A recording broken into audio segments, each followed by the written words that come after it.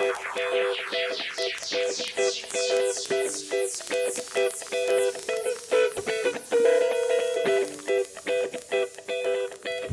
are tuned in to the voice of C38. Thank you for joining us. I am your host, Brendan Wyatt. We have a full crew once again. It's kind of like we're back into the swing of things, I guess. I almost forgot how to get here. Uh-oh. It's not good if you can remember how to not remember how to get here. I think I got on a toll road by accident. So, Fortunately, I don't have any license plates that are current.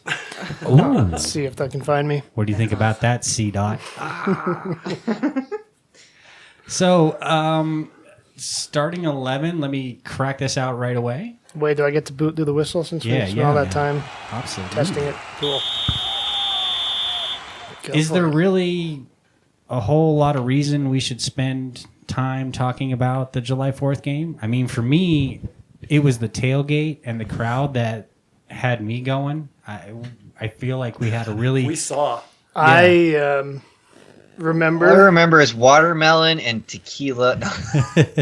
I remember little blurry dots on a field, but that's about it. Our offense looked unorganized, and like our passes weren't connecting. Like it just looked like we were rusty and not a team. Like it wasn't cohesive at all on our offense. Our defense looked, okay. We kept a shutout, but a lot of that I think had to do with, Howard. Howard played a solid game back there.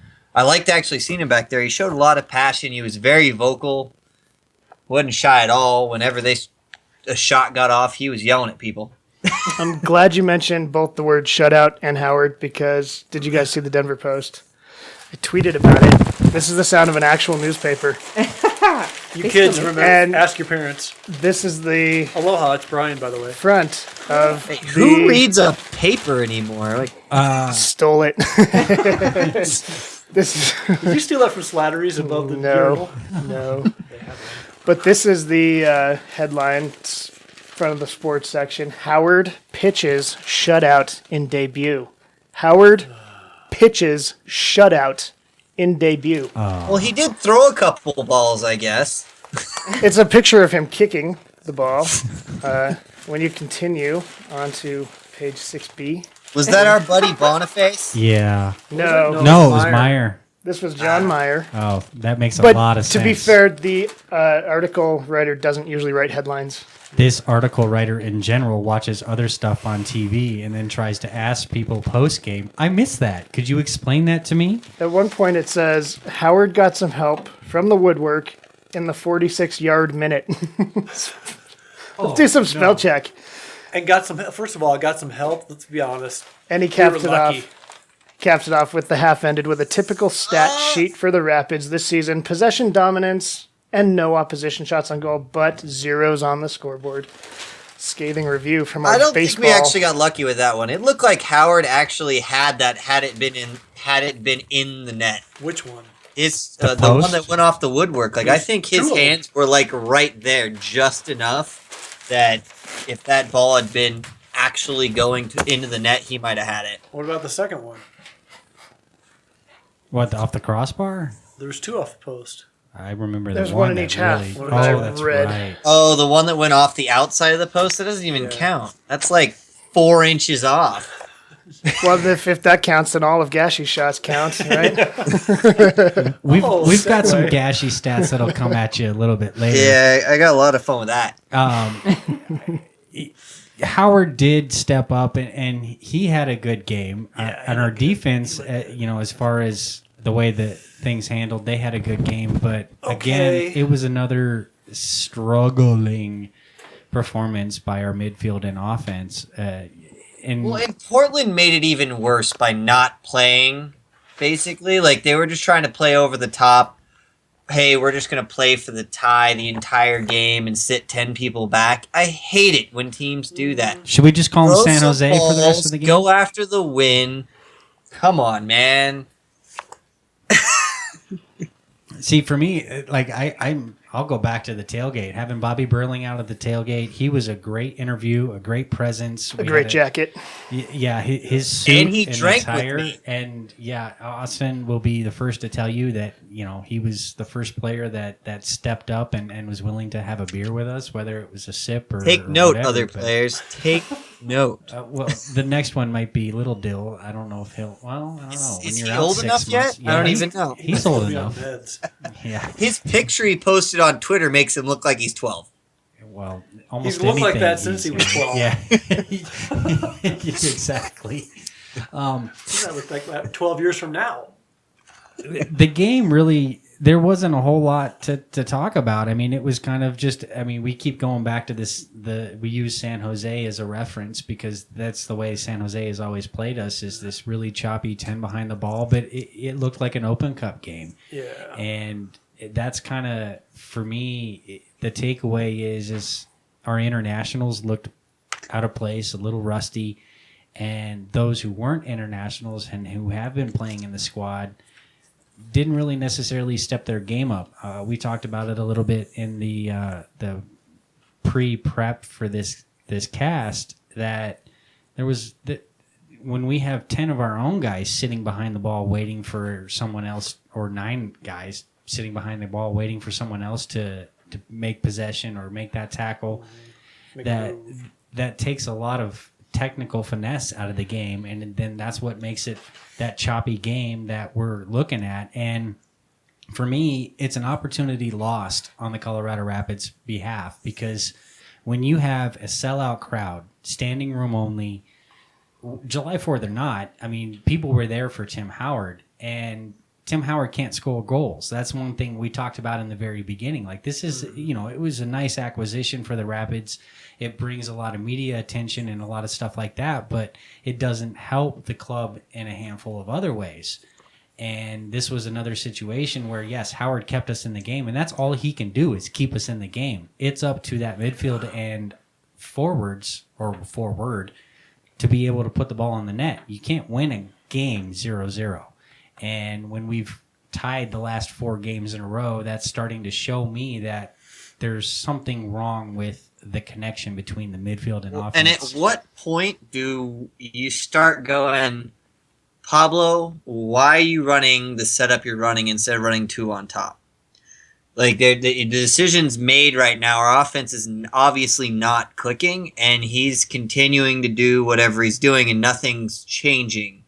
So, granted, we haven't seen, even with this game, the starting lineup for our offense, because Papa didn't start.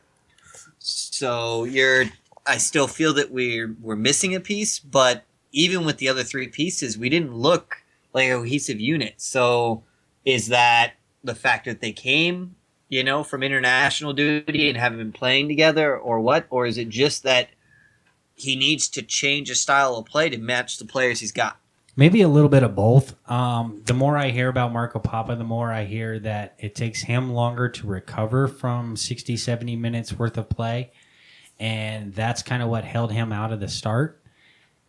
One might think because he didn't start this last game that he might start the next one in Vancouver. And there's your switch between maybe Marlon Hairston and Marco Papa. But they're 2 totally different players, and that's, a later discussion. But as far as Marco Papa goes, he was missing, as so was Little Dill, to be honest. I feel like there was nothing that... Fuck you, Dallas. I thought we were holding off on that. Damn it. Check the minute mark on that. All right. For me, there was nothing that Pablo could do as far as substitution-wise, and he made good substitutions and adequate timing. Like, this was the first time that I looked at the bench and was like, oh my God, we've made all 3 subs before the 85th minute. And he made moves to win the game. He didn't make moves to sit back. You could tell he was trying, but the problem is that spark didn't happen. And you would think with Marco Papa that spark would happen, but every time that Dylan has touched the pitch, there's been a spark, except for when he started, and we talked about that in previous casts, where I feel like if Little Dill starts, he can be taken out of the game, and then it's kind of like a one-sided kind of game. But when he comes in as a sub, things happen, and he makes things happen. And to Marco Papa's defense, he's done the same kind of thing too, where he's come into the game in most cases and made something happen. But he was non-existent. But in this situation, he clearly was non-existent. In fact, all of our subs were pretty much non-existent. And if you think about it, aside from a couple breakaways from Gashi, our entire team, except for Tim Howard and the saves that we were just briefly talking about, were non-existent. And that's why we didn't score. That's why it was a 0-0 result. It's just terrible. It hurt us. It's terrible soccer. I would have actually preferred if we had gone at them and lost. Wow. Really? Because at least then you're putting entertaining soccer on the field. You're bringing a lot of fans in that aren't soccer fans, or at least aren't really into the MLS or the Rapids, that kind of thing. It's a July 4th thing. It's Howard being there. You've got to go for it. And that was a huge disappointment. And when you don't, if you're not going to entertain people, you've already got your standard base people. Your hardcore supporters are already there. You need to be trying to market to these people, and you only get 1-2 games a year, and one at that size of a crowd. No, I agree. And we didn't do shit with it, and so. Well, Pablo said that too. He's on the same wavelength. He was, short of a better term, pissed that it wasn't taken advantage of. But I don't think. Let me ask this: Are you saying, that they were sitting back too much? Yep. The only two people that pushed forward were Jones and Doyle. By design, you think?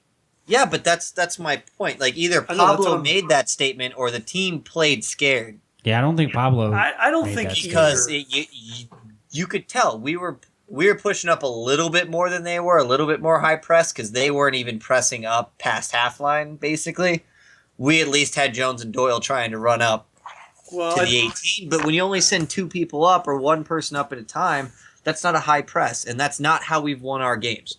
We've won our games when we were playing the full field and we were pushing our team up and we were making that field smaller. Yeah, but I think part of it was by circumstance, because like he even said post game, I can't fault the effort or any of that, but a lot of it was due to turnovers in poor spots. So they are, they're shooting themselves in the foot at this point. I don't think it was a conscious decision to sit back, not on the 4th of July game with that. But still, you end up with the same thing. There's a lot of pressure coming in this game. July 4th is a lot of pressure on the team anytime, because it's always a sellout crowd, which never happens. He doesn't think like that, though. No, but in general. But if I'm a player, if you're not used to that, and then on top of that, Howard coming in, which is another huge pressure for the team not to lose and to do well. With him coming, there's a lot of pressure on that game, because everybody, including us, was looking at that game as, hey, this is the game we should win. This is the game where we have all of the pieces to the puzzle finally. And exactly. But they weren't coming in saying, hey, this is a game we should draw. No, this is a game that, that's why I feel like it was an opportunity lost on the Rapids' part, because there were a lot of people in that stadium that weren't soccer fans, and that's kind of what Austin alluded to briefly. But in a game like this, you really need to step your game up. Step your game up. And it's missed. Yeah, it's missed. You're not going to get it again until either playoffs or next year. Yeah, agreed. On July 4th. Totally. And you've got to we get it again. The last 2 years we've done that, or even 3, where it's been when we had really big crowds, we did not perform, or we played what I consider not as exciting of soccer. So if you're playing good soccer and you lose and you're pressing and you're doing stuff, you're being entertaining, and people will forgive that as long as they're entertained. That's right. We can agree to disagree. Yeah. Speaking of entertainment, let's change it up a little bit. How about some news? Some news. Well, I first want to. Is that not close enough? Sorry, or I'm not close enough. But I think we need to get out there and vote more for our Colorado Rapids players. Next year. Yeah, it's too late.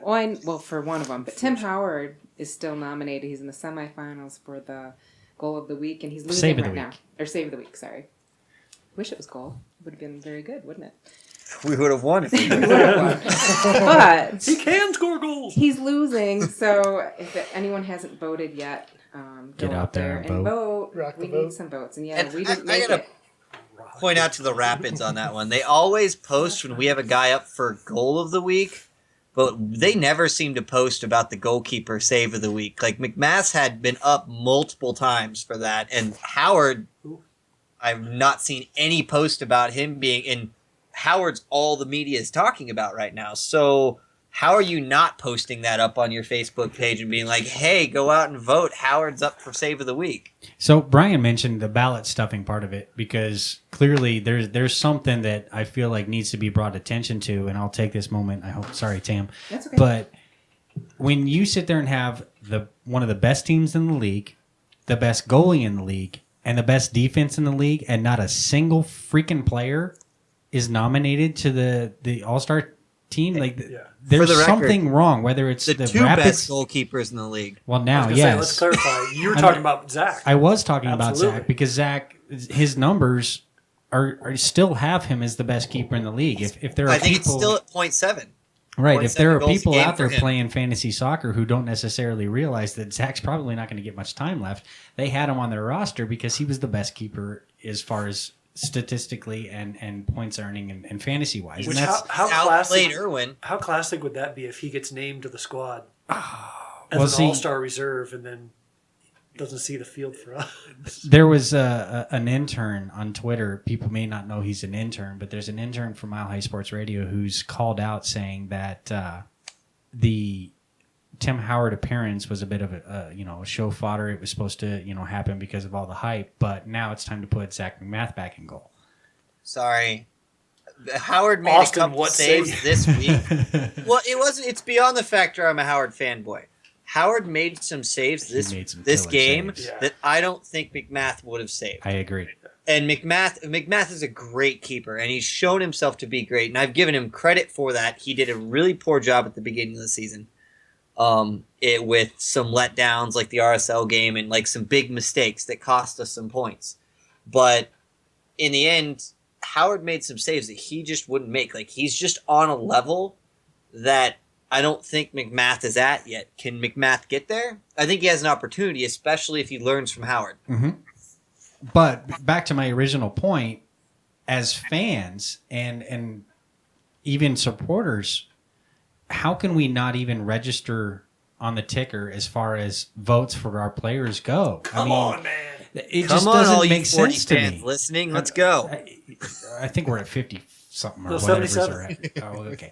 But either way, we need to be able to make a presence, and we're not. And that, I mean, maybe that's our fan base, and maybe that's on the Rapids PR, not pumping like vote for your guys. I've only seen maybe one or two tweets prior, but the voting is closed now, so it's a little too late. They've really done a really poor job, even with the Howard thing. Like, they were posting those videos with Howard, and they were ramping it up a little bit, but I actually think the MLS was pimping it more than the Rapids were. You know, you're probably right, but I mean, And so for me, it's like, you guys should be pimping it so much that people are getting annoyed by it. how did like Zach that- McMath not become one of the top 5 goalkeepers prior to Tim Howard? Like, when you look at the voting, you got Andre Blake, David Bingham, Nick Raimondo, Joe Bendick, right, and Luis Robles. I mean, that 4th spot by Bendick for sure should have been Zach McMath. And if you want to talk about like media and what they could do, I grant that Tim Howard didn't show up until just now, but he could have been available to vote for. I don't know. I didn't, I'll admit I didn't see the actual voting thing, but you scroll down and you look at the defenders.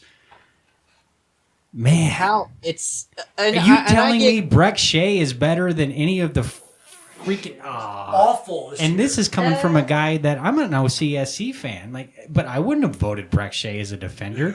But my No. problem is that the All-Star thing is entirely fan-based. And I think at a certain point, you need to bring in some, a real analysis into it, so it's not only a popularity contest. Well, that's why the that coach annoys fills out me, the and roster, it's though. and I know it's across all leagues that way, but it just drives me nuts because it's like all these people that are getting voted in, like Seattle's players are going to get voted in even if they're 6th tier, 8th tier players because of the fan base that's there, and it's not. So just that's a 'cause you're call out to our market- fans. But Yeah, it's only the starting 11. if you're a smaller market team, that's not.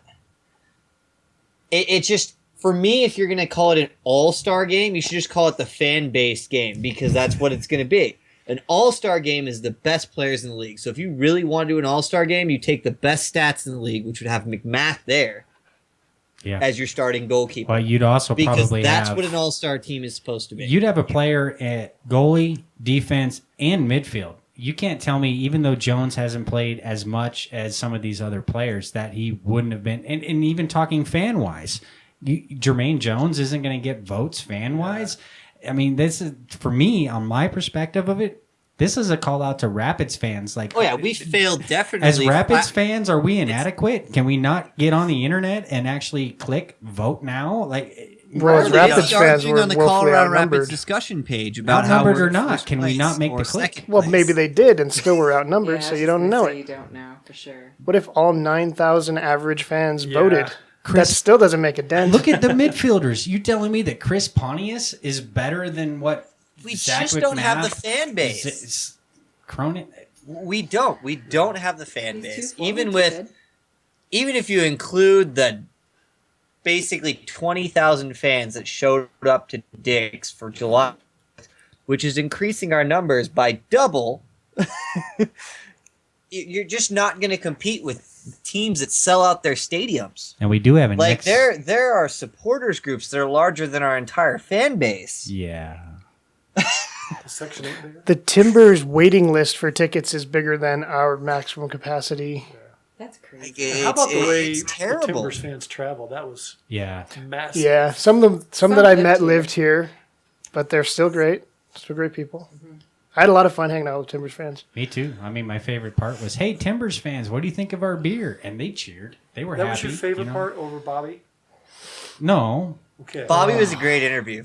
though. Bobby was one of the best interviews we had out of Yeah, the he was. tailgate. He was If you all missed that, that's where you got to stay tuned to our Twitter and our podcast stuff because we have that posted. But Yeah, go back and listen. there is an ex-Rapid that did make the All-Star team in forwards. Well, Quincy. this isn't the team. Let's No. This is the made the top 10 voting. Yeah. But yeah, Quincy made it. He was on the but radar. it- But it- look who he plays for. Yeah. Who's What the else? head- who's the coaching staff? This is still the news? Was one of the expansion teams, the Atlanta United, announced on Wednesday, right? Oh, I'm sorry. I gotta The get Atlanta closer. stupid generic name. United. Their uniform should literally be just white with a black Atlanta generic logo across. And it should say like General Mills on the back. That should be the sponsor. They just signed Irish midfielder Chris McCann, who I Oh, you believe don't you say. guys said was a very good signing for them. For them, yes. They plan on loaning him out For them. until A real January Irishman, not a 2007. fake Irishman.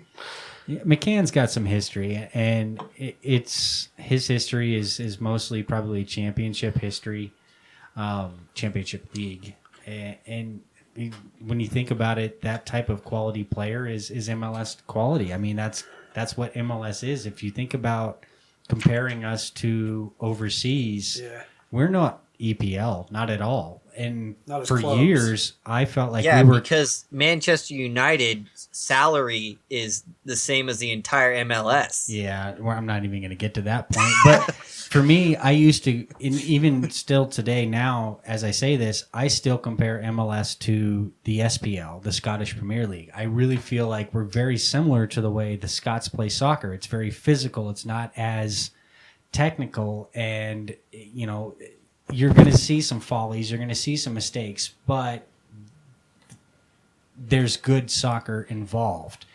And if you can pull a really good player out of that type of league, chances are they're going to have good success here.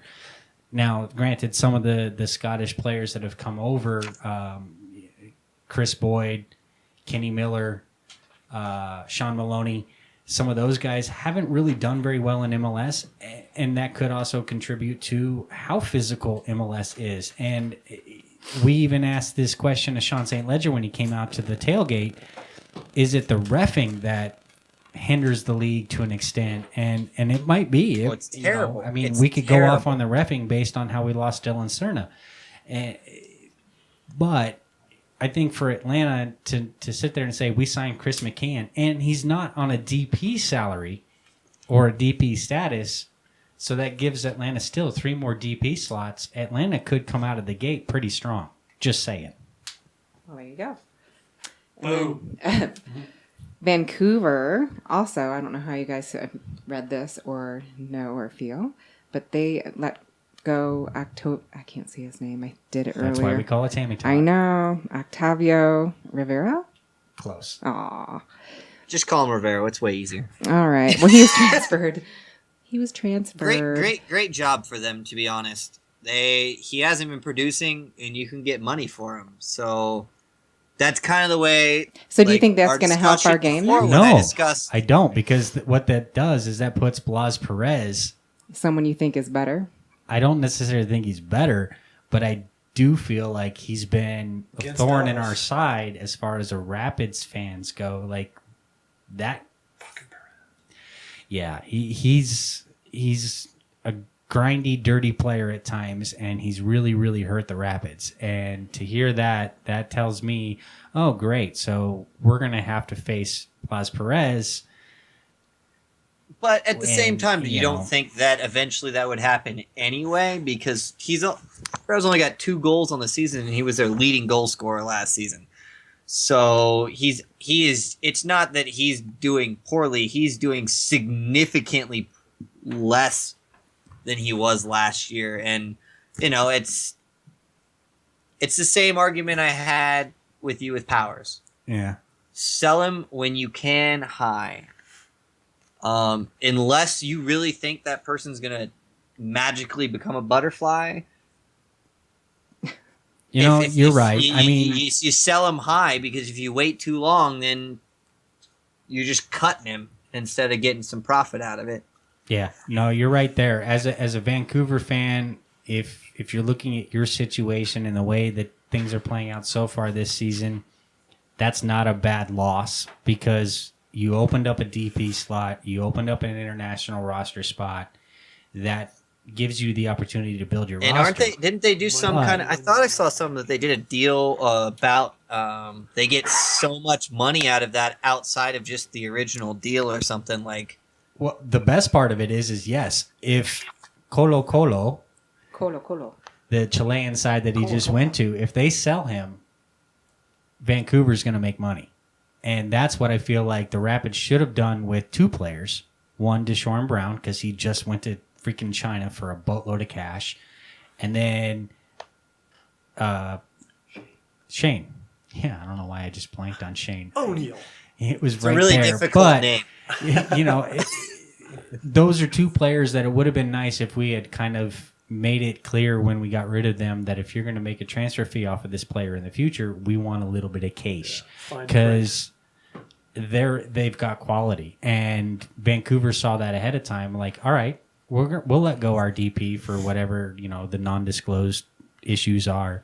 But we want to make something back if you ever sell him again, which I think is freaking golden and something that teams should really do if they're going to let go a player in Octavio Rivero's situation who can produce or had produced. Anybody you see value in beyond what you're currently paying them, if someone's wanting that player on any level, go, hey, all right, we're going to give him to you, but if you get rid of him for a higher price, we get a cut out of that. Like, that's just smart business to at least try and argue for. You probably won't get it most of the time, but certain players, teams will be like, we think he's worth that. The way I chalk it down is we didn't have Poreg Smith when we lost them players, and maybe now it might be a little bit different. Maybe we didn't have people in the front office to work that kind of thing into a deal where, like, all right, we'll get rid of this guy because we realize he's not playing up to his potential here, but he might somewhere else, and then he's going to become value.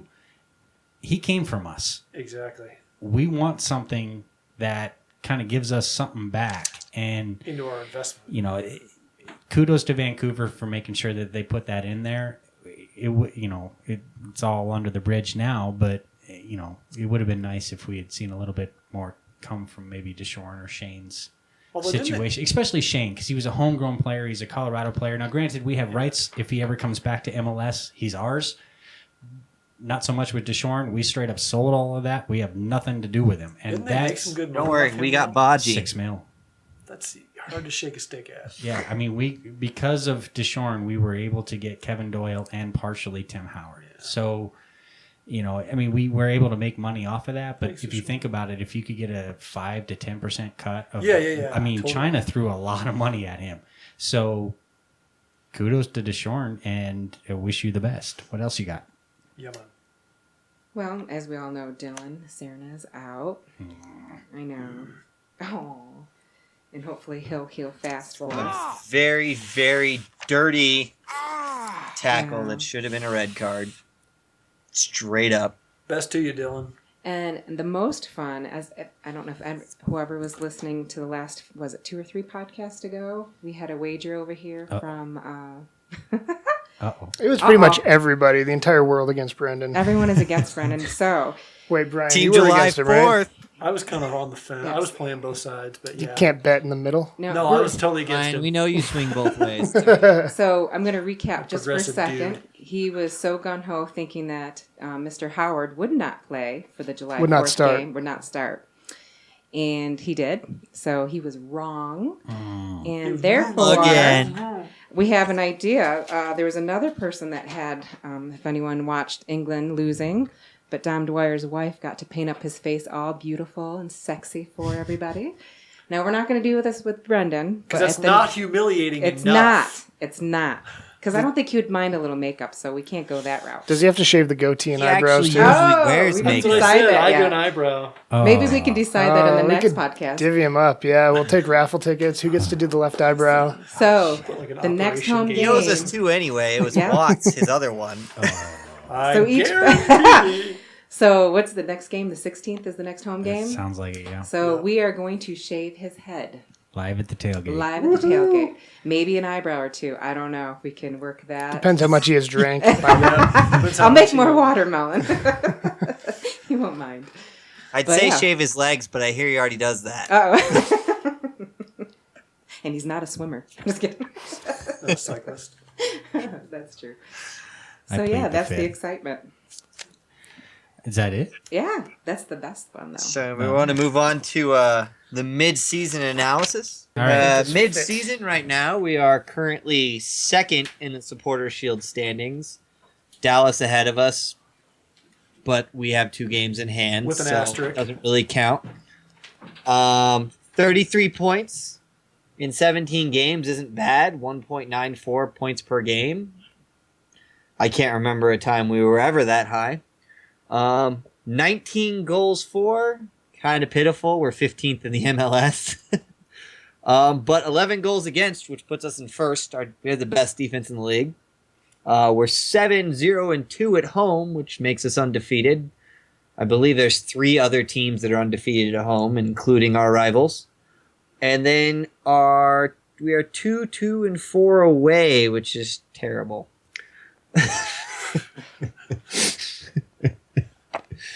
So, I guess my assessment is I can't complain. When we came into this season, most people were expecting us to be fighting for a playoff spot, doing terrible. There was discussions of walkouts and, burning Pablo at the stake. There was a lot of negativity around this team to start off this season because of the last 2 seasons. So the factor that now the arguments I'm seeing are people going, oh, Dallas just passed us in the standings even though they have 2 games on us.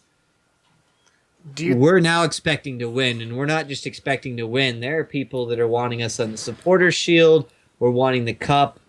There's a completely turnaround compared to last year where we were just expecting to try and make an attempt at the playoffs. Like, you can't say the front office hasn't delivered, and you can't say that the players have not done what they needed to do to produce. Our offense, is a little bit weak, and our away is not very strong. But when you're really, really strong at home, it lets you drop points. But we've been dropping points at home lately, too. Yeah. Do you think it's enough? Still, in my opinion, still first in the league because people that have 2 games in hand don't count. Do you think it's enough that the plane pulling the banner at the end of the year isn't going to come by again? No. You think that's still coming? I forgot about that. Oh, my. Really? Because I think they got to make a run into the playoffs. See, you can't just make the playoffs. You've got to win at least a game. I'm saying, can you appreciate the season we're having and still not want to keep some members of the staff on hand? There are some that would feel that way. For me, I'm relatively complacent. I'm content. Contempt is a bad thing. It is, but You mean content? nah, No? Oh, okay. I'm You're contemptful. a little bit. I'm cautious because July has been July 4th. Howard started. No, July has been a bad month for the Rapids historically. July Well, it's and always August. it's always been terrible. So Too hot. I hold some reservations, and I fear that if we continue to keep tying, or even maybe in some aspects lose, because when you're playing a game 0-0 and you're playing a defensive game like that, and teams are putting 10 players behind the ball, and we're forced to play that kind of game, if we don't figure out how to counter that and better ourselves, we're not going to make very far in the playoffs, let alone make the playoffs. And there really could actually, be a I bad completely skid. agree. I think that I'm glad that we're hitting the slump now. Better now than never. Because or I would later. what I want to see is that this slump, you start to see us start scoring goals and our offense starts melding and we start becoming, challenging these other teams offensively. And you don't want to hit your stride too early. And I feel that this team, even though we're sitting in second, hasn't hit our stride yet.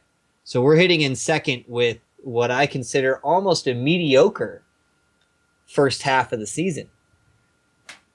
Mediocre. Yet we're still, I'd give you My that. point is that But- our give you defense that. is what's solid. Our offense hasn't produced. So you're playing with basically half the equation. And You start even producing some goals out of that offense, Look at some of these wins. you're going to make runs in the playoffs because as long as people can't score against you, they can't beat you. But you still have to score goals to win in the playoffs. So speaking of scoring goals, the stats, we're at 19 goals for. If you look at some of the other clubs, Western Conference, Eastern Conference, it doesn't matter. There aren't many other teams in our area as far as goals scored. I mean, you got Seattle, 9th place, 14 goals scored. San Jose, 8th place, 19 goals scored. Then you go to the Eastern Conference, and you're looking at Toronto's in 6th place, 18 goals for. DC, 5th place, 17 goals for.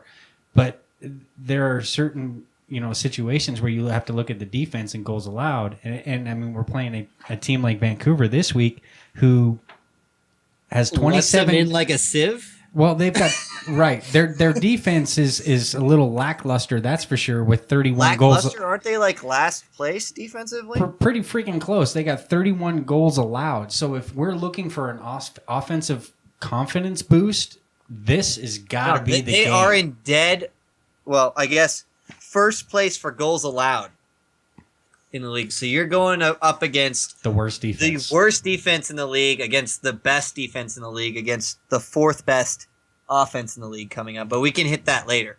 Right. But that's kind of what I was getting to is more just we need to score. Like I mentioned earlier, we need to score like a fucking virgin. Just had a high school flashback. I think this is the same basement. Where's the game of Risk? Right? Spin the bottle, bitches.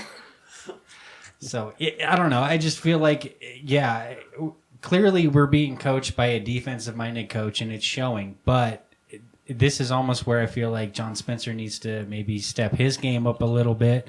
Step your game up. And kind of help the offense and midfield work together, whether it's players who haven't played together, it's players who should be playing together. At this point, this is where, as a coach, you want to start looking at your team and how you want to field your players moving forward, because they got to start working together. There are no more international breaks between now and playoffs. Thank goodness. And that means you need to be able to have guys like Gashi Jones, Doyle, Papa, and Howard all playing together cohesively.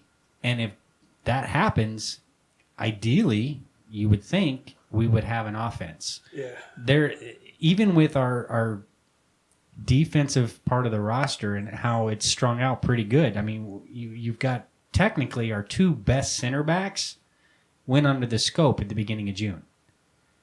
We're not going to see either one of them until late September, maybe October, and that's only one. I mean, we kind of got a little bit of insight from Bobby Burling that Sean's having some technical difficulties. We may not see Sean St. Ledger at all this season. Although, to tie in on that, they were both kicking the ball around today.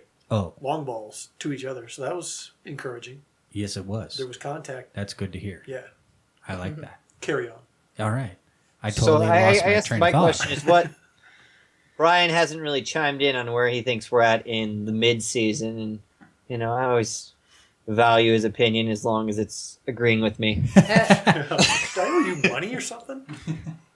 No, I agree for the most part with what you said earlier, in that we're sitting really good after a mediocre first half. Because I look at some of those wins, and if Dylan Cerna doesn't come off the bench and pop a game winner from long range, there's 2 more points we dropped.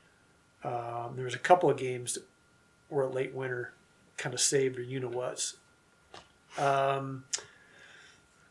So that being said, I mean, I like where we're at. I think a lot of the doubts will be answered after this break period. Oh my! We're the only team that has lost just 2 games. Yeah, and we're below 2 points a game now, aren't we? Yeah, Barely. Still, that's the closest. So I'm still, which is probably my same mood at the beginning of the year, cautiously optimistic. That's where I'm at. I still think I love having Howard on this field, but I still think that wasn't as much about, results and playing as it was publicity and. Yeah, but who could have called McMath being as good? Like, McMath obviously showed some talent, or they wouldn't have gotten rid of Irwin. But Right. I can guarantee you there's not a person anywhere that would have called McMath being the best goalkeeper in the league at the beginning of this season. No, you're right. So, like we ended up in a great situation because McMath, stepped up and has had a great season. Step your game But up. in truth, at the beginning of the season, you were thinking McMath was going to be a middle-of-the-pack goalkeeper, and you were bringing in an all-star after that. Right. And you were hoping, all right, let's make things make do until July, because we all knew that date was set pretty early. But do you think that that's what stepped his game up? Is that he knew, like we did back in February, Tim Howard was coming. Yeah, it may have helped. So if you want to hold your spot here or Or be make good money for another team. exactly elsewhere, this is your opportunity to prove that you're the goalkeeper you could be. And it got us here. And I heard half of the conversation that Pablo said to Zach, like, we're not going to make the playoffs unless you do what you're capable of doing before Tim Howard gets here. Yeah. Now, that's not saying that, as soon as he gets here, you're going to lose your spot, which pretty much happened. But There's no way that that can't happen. You don't spend $2.2 million or whatever on a player and have him sit the bench, especially a goalkeeper, because he doesn't even come off the bench. It's different if you have a striker and you bring him as a DP name, and then maybe for a few games you bring him off the bench. This is a goalkeeper. You never make goalkeeper subs unless you have to. well, that's what I was kind of about to say. Like, there are teams that do spend money on players that end up sitting the bench. I mean, Gabby Torres. Yeah, but I mean, Gabby Torres is, what was like $250,000 a year. we if spent a that. lot of money to get him here, and then Comparatively, it's not default. on the same scale. It's not even close. Right, but typically, yeah, you don't spend money. Now, for me, the reason I felt so strong about him not starting the fourth was I felt like time and certain behind the scenes technicalities would have held him back. Then to hear that he just showed up and refused to take vacation between the international duty and coming to Colorado, that changed things. Like, I really thought that, it would be kind of more of the way Jermaine Jones did it. Played, took some time off, then joined the team. Jones ended up getting that start anyway, just the same. And this was the first game, or the Portland game was the first game that Jones was on the pitch and we didn't score. So, although Jones did have the suspension, so I guess you kind of got to look at that. Yeah, there were certain... Right. You're right, though. This was more due to Howard being the dude that he is. 9 out of 10 other guys probably say, cool, thanks. I'll see you guys in a month. Yeah. And that's kind of where I was coming from, where I felt like you got to take some certain things into account that normally you wouldn't, especially if you're, a FIFA gamer and this is the way it is. Like, you sign a player, you get a player, and immediately you can plug them into your lineup. I really didn't think that was going to happen. But once he got here, once the media bald head will started tell doing you how things- that went. But when you're ranked a certain player, you have different expectations as well. Like, he's Tim Howard, so he may wanna. I mean, he obviously did want to come and play, but he probably has that expectation. He has to. Yeah. Mixed with that. And he said as much in that introductory press conference. He's like, "Look, I'm as nervous as the next guy. I'm afraid of failing. I'm here to do a job." Yeah, for sure. And by the way, can we give him the first buzz on your head? Since he pretty much threw you under the bus. Yeah. If it was possible, I would let him shave my whole head. He could shave my pubes all out of my Wow. Whoa. I went there. I'm sorry. But yeah. You can shave my head too. It's all right. Do it up. Let's do the Gashi numbers. Since So there was a little we're bit stepping into Gashi because we saw some posts, some controversial stuff that Gashi hasn't produced so far. So let me break down the numbers and be all Maxwell on you before we get into our argument. I like it. He's played 11 games. He has 2 goals and 3 assists. He is tied for first with our team. He has the most assists on the road.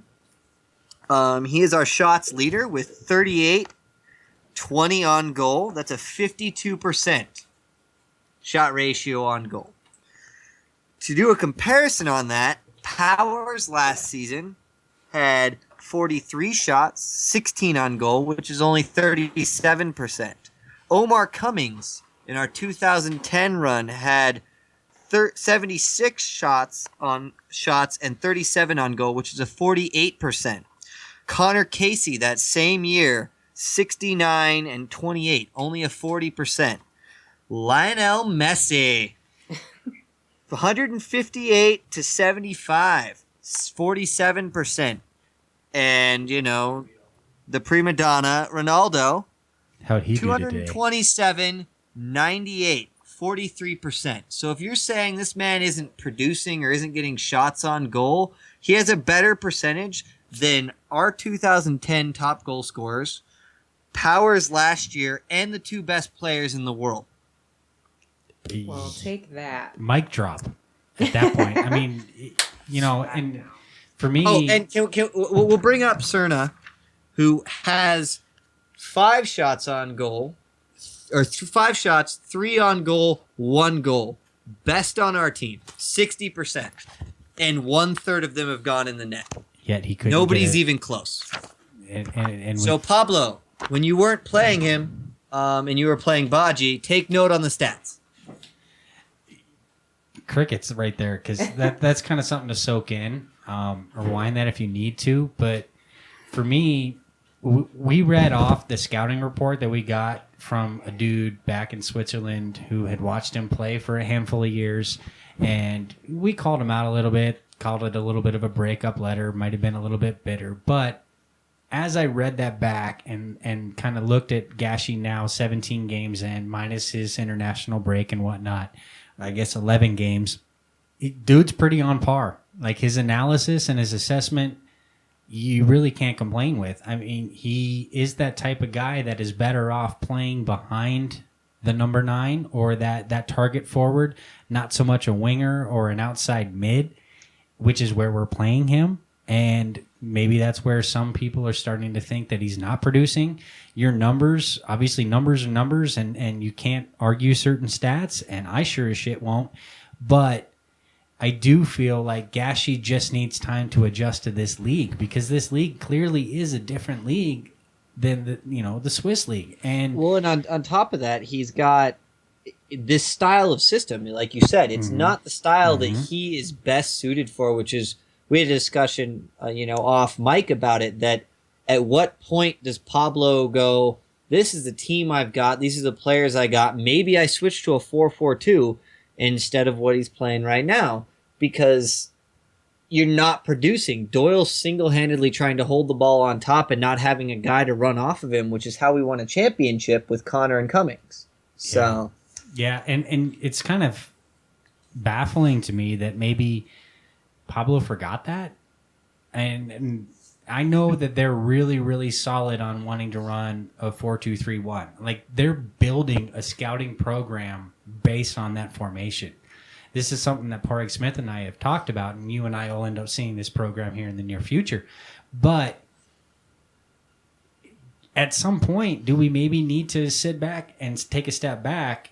And I would do this if I were running FIFA Manager or something like that, and realize, okay, I have a type of player that plays better with another forward. Well, try it. Exactly. If you think about it, in my head, if you put Gashi and Doyle up top, and you have, even based on last game, if you have Marley, Cronin, Jones, and then Papa. Well, and even if you're playing that 4-4-2 and you swing in your outside mids and you swing them in a little bit, and you allow your defenders, your outsides, to run up, and you still play that kind of really compact midfield, it turns into a 4-2-4. Yeah. Yeah, absolutely. And that's an offensive prowess right there. Like, if done right, a 4-4-2 can turn into a 4-2-4 in that attacking third, and that's where the goals should happen. Especially with the defense we have, because you've got a solid defense, obviously, the best in the league, and then you've got Cronin and Azira. So if you let Jones actually kind of run wild, and maybe Papa run wild from that midfield spot and kind of maybe sit a little bit behind your strikers, you can be really, really dangerous. Okay, on to the future. Coming up on Know Thine Enemy. Vancouver sitting at 6th in the West, tied with Portland, 24 points, and we know how Portland went. You guys mentioned the defense. Good, I hope you're right. Unlike Portland, they do have some away success with 3-6-0 road record thus far. They are coming home from a 2-0 loss in LA, so you got to beware. They're all jacked up on Herbalife and ready to go. Vancouver is the only Cascadia team we have yet to face, and we will play them 2 more times in 2 more months. So, of course, you can't have to go back to last year in order to compare the two, but as I always say, you can't compare last year's Rapids to this year's Rapids. Right. On the injury report, 3 people I never heard of, so I wouldn't count on any problems for them there. They're coming at us pretty much full power. But full Vancouver Rivera's power. Injured. He's out in Chile, right? Interesting side note, the history of the Whitecaps. Contrary to popular belief, the Whitecaps is not a reference to the Ku Klux Klan. Oh. Who knew? Apparently it's something about a river. What? I know, right? Whitecaps, it just screams KKK. And yet, I found out through my diligent reporting that it's not actually associated. In fact, the KKK very unsuccessful in Canada in general. All right, what about Canada. Vancouver? Is it higher in Vancouver? Or? No. They were run out of Vancouver on a rail back in the 1920s. They don't stand for that shit in Canada. They're better than us. Take notes. Interesting thing, the average attendance that their home games have, 20,748. But that's only 16,000 US, so we're pretty much there. Yeah, you got to change the currency. There's an exchange rate. There's nothing else to do out there. 1.3 Canadians equals 1 American. Yeah, Vancouver, for me, like I mentioned earlier, they've had a tendency of picking up some Scottish players, and I think Chris Boyd did a really good job when he was there. Or no, Kenny Miller did a really good job when he was there. But Canada's Canada, and it's clearly a different atmosphere being there. Maybe that's kind of what has held the Rapids back, and maybe that's why they can't win. Maybe it's on turf. Who knows? But, for me, my takeaway, going into, my 3 points, in fact, my first point for them, our away goal average is 0.9. We're talking about our lackluster offense in general. We're even worse when we're on the road. And without Dylan Cerna, I'm a little scared. There really needs to be some goals. Watts to striker. Bobby Burling to striker after chatting with him. I mean, the guy, he was a striker, not a defender. But in general, for me, we need to score. And I don't know if I'm rolling over here, but that's my point one. And, point two, we haven't won in Vancouver in the last 2 years. So they need to kind of, step their game up. Step your game up. And being 2-2-4 away overall this season, it doesn't matter if we're playing Vancouver or if we're playing somebody on the East Coast or whatever. We need to up our game as far as away records go. I mean, we talked about our home record, and yeah, we're still undefeated, but we've had 4 ties at home, and that's including Open Cup. But still, we can't rely on our home record anymore. At this point in the season, now that we're halfway through, we really need to start providing points both at home and on the road. And then for me, my third point, we need a strong outing from our internationals. Plain and simple. That includes Kevin Doyle, Gashi, Jones, and Howard.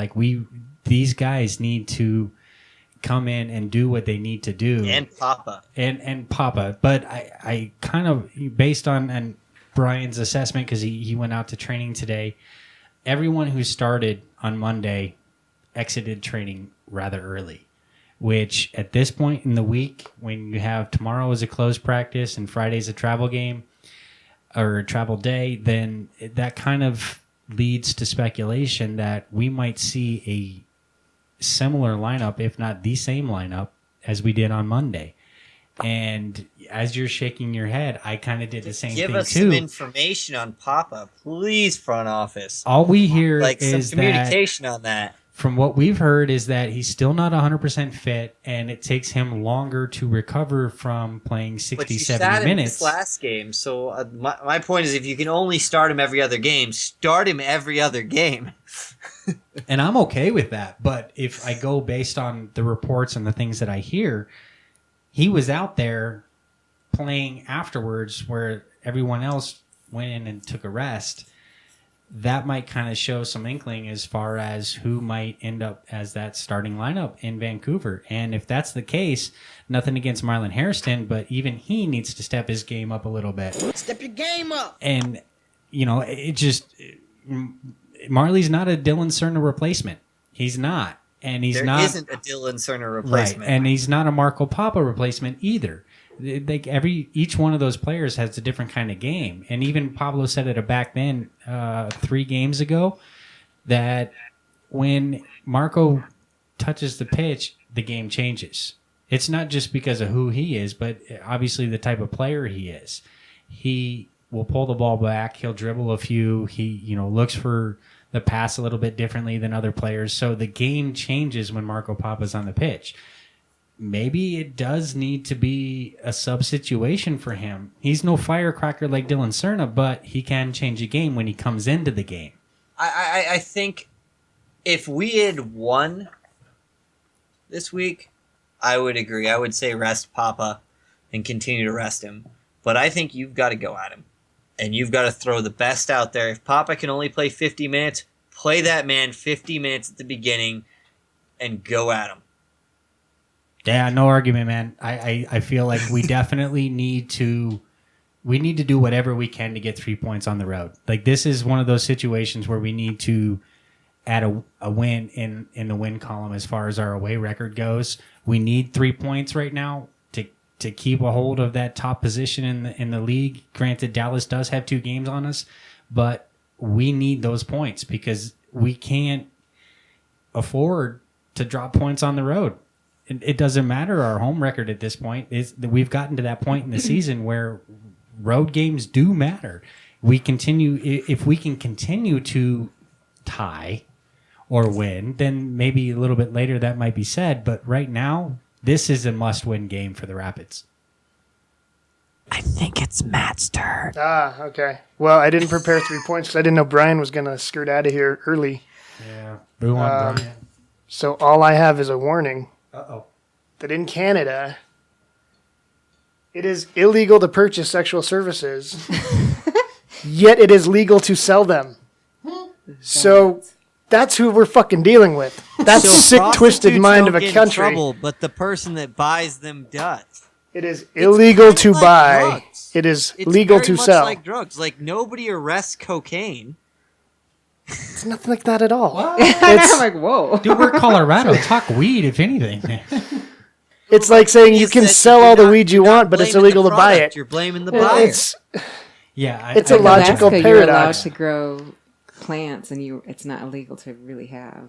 I don't know what it is now. yeah, it's Years ago. a logical paradox. That's Canada. Get inside that head. If I fucking dare you. Oh, that's it. I don't have any points. I actually did write some down, but mine were pretty similar to yours, Brendan. Because I feel like they are definitely due to win. I think you were cheating off of Brendan. I might have been. I did write while you guys were talking, but it was before you were on your little rant on your 3 points.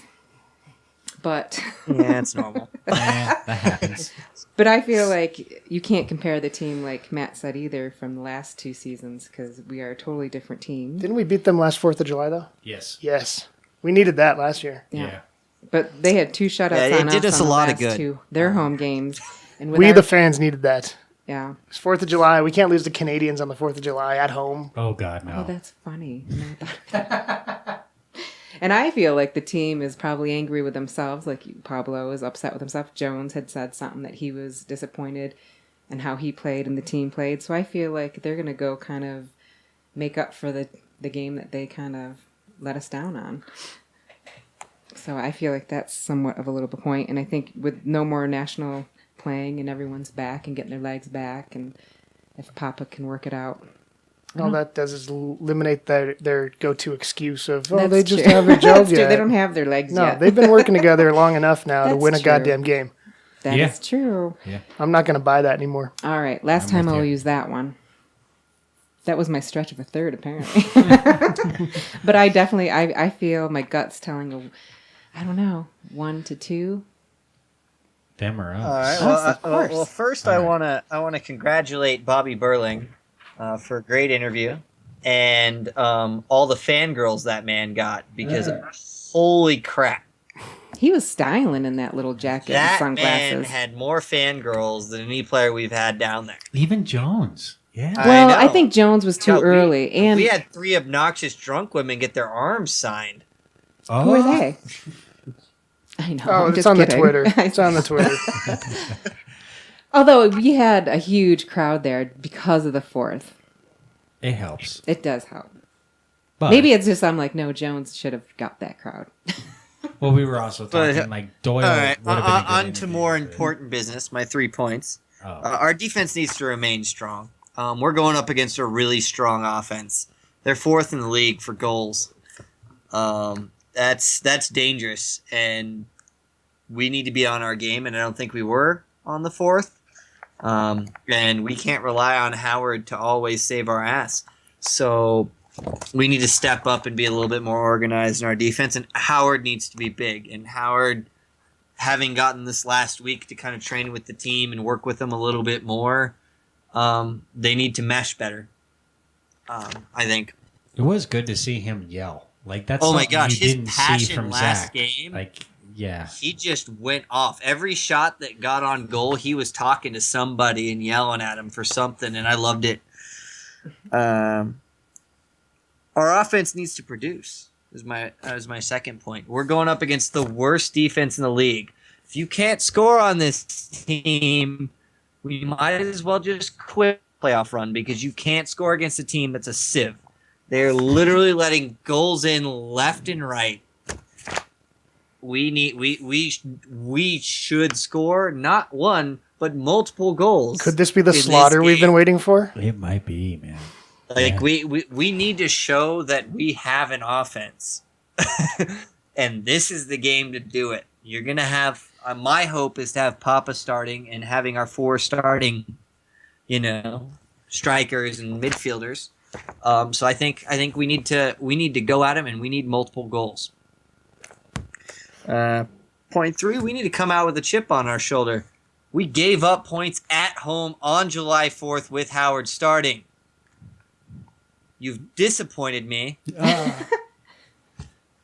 And we need to make up for that. We need to show that we're a team to be reckoned with and not just, hey, we kind of got lucky for the first half of the season. Go out, strike against this team, and finish strong. Get two or 3 goals in. Now, you're also speaking as a bit of a Rapids faithful.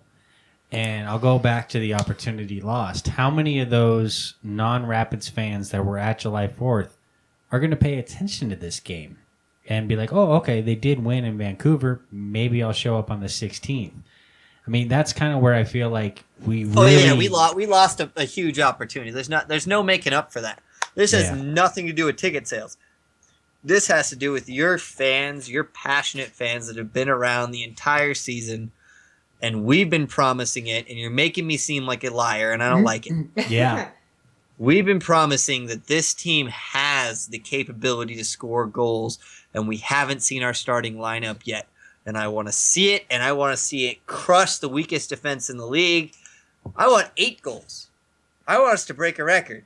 I don't think we're going to pull We need to go at it. We need to prove that those offensive players, because yes, we brought in Howard for a lot of money to bolster our defense, but we spent a lot of money and time and energy on that offense that isn't producing.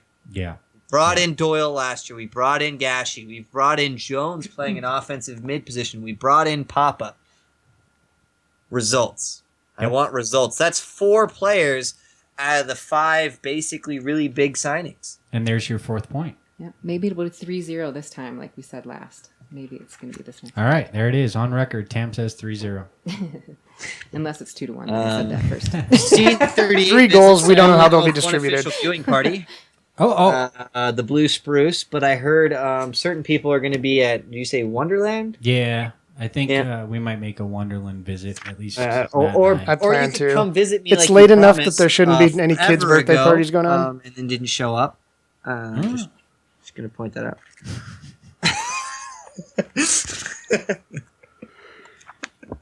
Yeah. Yeah. And I'd like to wish Cerna a quick recovery on here. He's one of our favorites, of the Voice of C38's favorites, and a fan favorite across the general fan base as well. We've always been a huge supporter of him.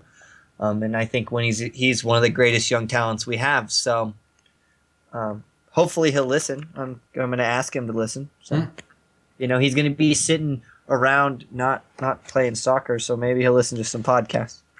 All right. Well, on that note, let's raise a glass to Dylan Cerna and a speedy recovery.